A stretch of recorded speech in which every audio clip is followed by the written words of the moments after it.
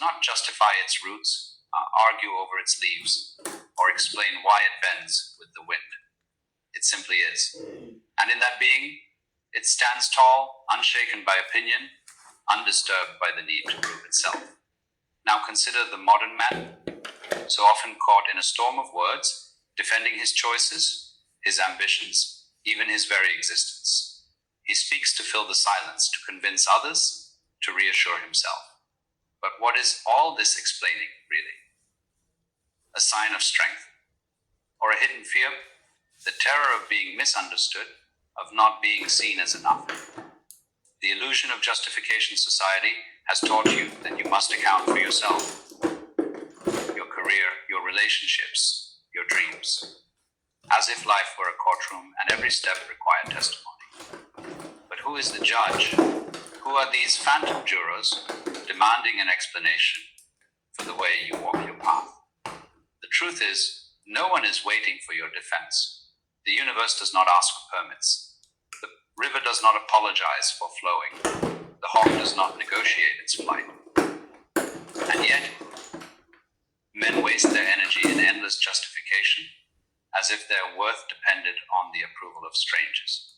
Strength in silence, a real man does not move with a spotlight on his intentions. He acts not for applause, not for validation, but because action is its own purpose. His silence is not emptiness, it is fullness. It is the unshakable confidence of a man who knows that explanations dilute power, that words often scatter what presence alone could solidify. Think of the samurai, the monk, the lone wolf, archetypes of masculine energy, not because they dominate with noise, but because they command with stillness. When you stop explaining, you stop begging the world for permission. You stop handing others the keys to your dignity. The dance of unspoken truth life is not a debate. It is a dance. And the man who moves in silence glides through it effortlessly, because he is not tangled in the nets of what they think. His actions speak, not in boasts, not in excuses, but in the quiet authority of a man who has nothing to prove. So ask yourself, why explain? Why justify? Why hand over your peace to those who wouldn't know what to do with it anyway? Let them wonder. Let them question. Your life is not a document to be notarized by the opinions of others. Nature operates without justification. It simply exists effortlessly and unapologetically. A tree does not announce its growth, nor does it argue over the shape of its branches. It stands rooted, drawing nourishment from the earth, reaching toward the sun, entirely unconcerned with whether anyone approves of its existence. The river does not stop to explain its course. It flows, carving its path through stone without debate or hesitation.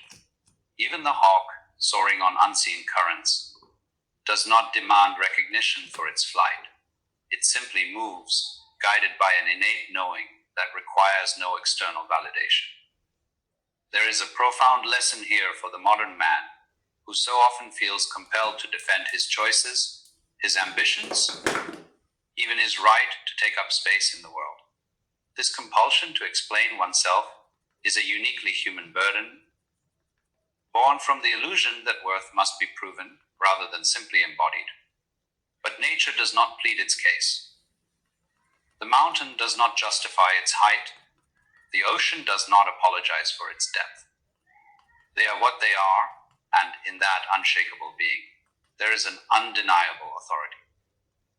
A man who understands this moves differently, not with arrogance, but with the quiet assurance of one who knows that his existence, like the elements, does not require permission. When he acts, he does so from an inner conviction, not from the need to convince others. His silence is not emptiness, but fullness, a presence so grounded that it needs no embellishment.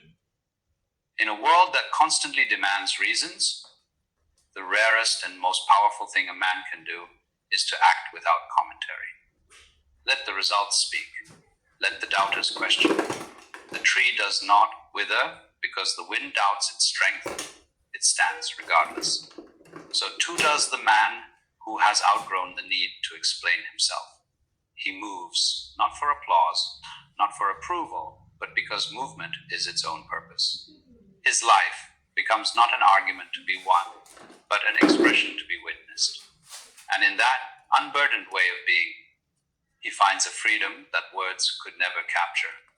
The modern man has been conditioned to believe his worth must be articulated, defended, and validated through endless explanation.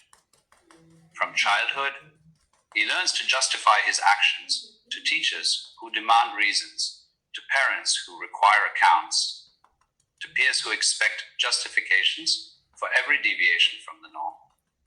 This training follows him into adulthood, where he now voluntarily submits to an invisible tribunal, offering elaborate explanations for his career choices, his relationships, his lifestyle, even his silences. But this constant justification is not strength, it is fear wearing the mask of responsibility. Every explanation offered is another brick in a prison of others' expectations.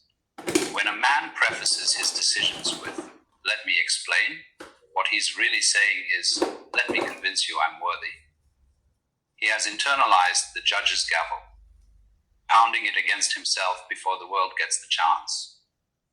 The job he takes, the woman he loves, the path he walks, none can simply be. Each must be defended against some imagined jury. Yet who are these arbiters of his life? Mostly people too preoccupied with their own performances to truly care about his. This compulsion to explain reveals a deeper sickness,